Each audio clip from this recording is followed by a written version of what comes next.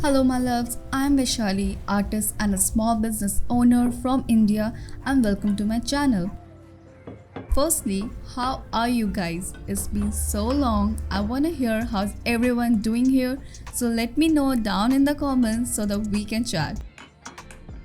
Secondly, I'm here with a new video to share some tips about finding your art style. I've been painting for so long, so I have a great content to share with you. I myself have gone through drastic change in my style over the years, so I understand it is not easy.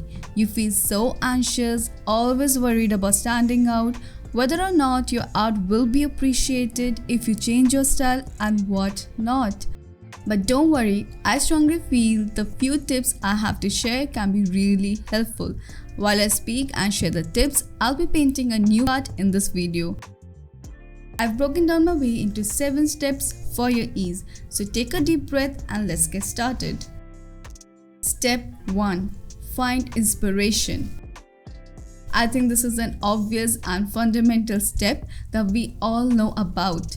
But what crucial is, how can you use that inspiration in an optimum way? I'll slowly break this down in all the steps. So yes, find inspiration. Let's make it easier for you. Think about the basic 3 to 4 things that instantly attracts you. For example, I love cottagecore aesthetics, warm tones, nature, cabin life, winters, etc. Any art with these elements instantly draws my attention, and any artist who uses these elements is the one I want to check out. So find some artworks that attracts you and artists that you like the most. Pinterest, Instagram and YouTube are great sources for some inspiration. Great thing about these search engines and social media platforms is they feed you with more content that you are already looking into. So use some specific words to find the elements you are looking for. Step 2. Note the details. Now that we have collected our inspiration, let's go into depth. Every art and artist has different sense of style, content and color.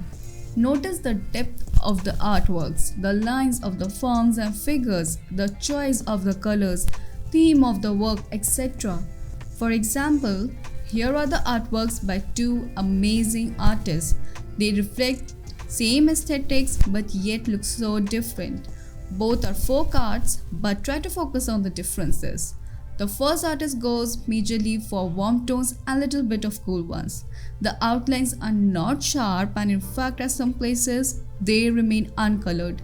Her artworks are detailed but details are not very precise and clear.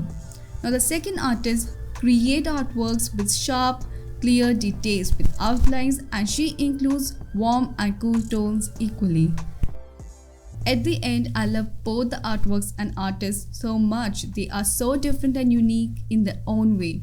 So notice the little things that make them different and interesting. That might be something you want to try too, and you never know, that may lead to your own great art style idea. Step 3. Choose the media. Now this step is very crucial and it can make all the difference in the world, but you don't have to stress over it. Always be open to exploring different media. See what you're most comfortable with, what suits you the best, what makes your art looks awesome. But as we are talking about finding an art style in this video, I would recommend you to go for something you are most comfortable with because you are good at it. You won't have to struggle with 2 things at a time. Take 1 step at a time, focus on your art style and later you can change your media. But if you are someone who wants to shift from one art style to the other, changing media can be a great option for you. So definitely explore this area. If you are into digital art, then look into some simple illustration softwares to get started and really explore it to get the best results possible. If you are into hand art, you can explore the different papers too, like I am in this video. That can really change the whole outlook of your style. Step 4. Sketch your ideas. I think ideation is so underrated. To be completely honest, There was a time when I used to straight away get to the final art. That does work, but what I found is you don't get the right sketch at one go, and sometimes when you finish the artwork, you kind of wish to make some changes, but you cannot. It is best to go in with solid planning, especially when you're finding your own art style.